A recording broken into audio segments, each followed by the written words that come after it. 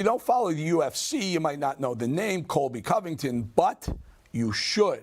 Covington is a brash, unapologetic former UFC welterweight champ, but even more famously, he's a friend and outspoken supporter of the guy you might know, former President Donald Trump.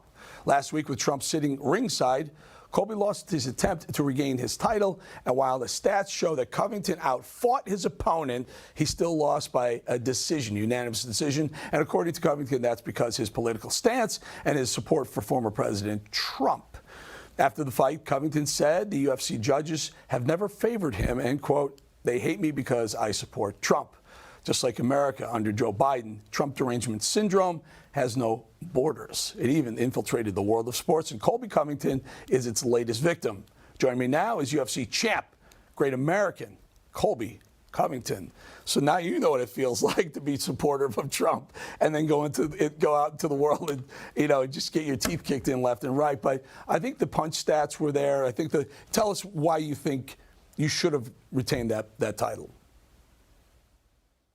I thought I landed more strikes. I had more control time, 5 minutes.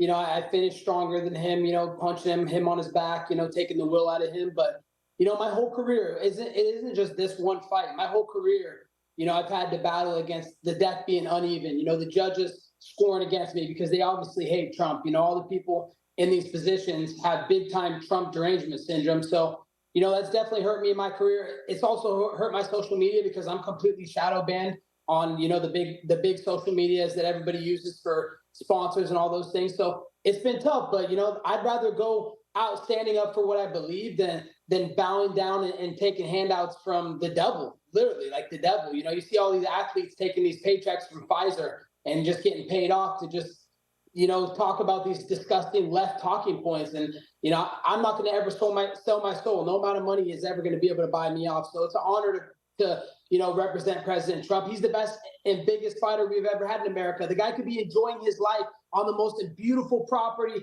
in Palm Beach, but he said, no, I want to come back and fight for this country. He wants to deal with the smear campaigns of him and his family. He's willing to put up with all these rhinos coming after him for his love of God and country. So God bless President Trump. There you go. And you think, Colby, the judges have it out for you because of that? I know Dana White is a friend of Trump. In fact, like I said, we had Kid Rock in one of those videos. You can see Kid Rock right next to Trump in there, and I think Dana White was back there as well. So, people who kind of patriotic Americans, people who matter, love Trump, and the people who kind of make the rules, people in D.C. and the judges, maybe not so much.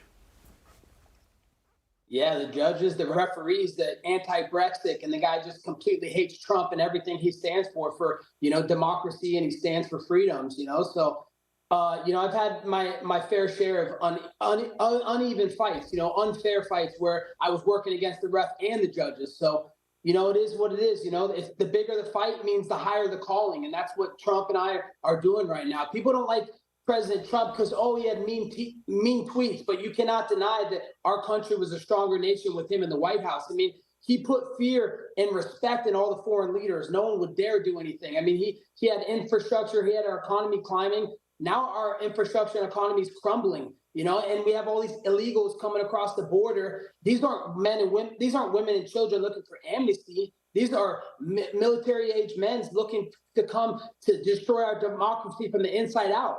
You can almost kind of compare it to a Trojan horse, except there's a wide open border and there's no fake horse. Well, Colby, you sound like you should be running for Senate somewhere, because when the fighting career ends, you seem to have the conservative viewpoints down pat.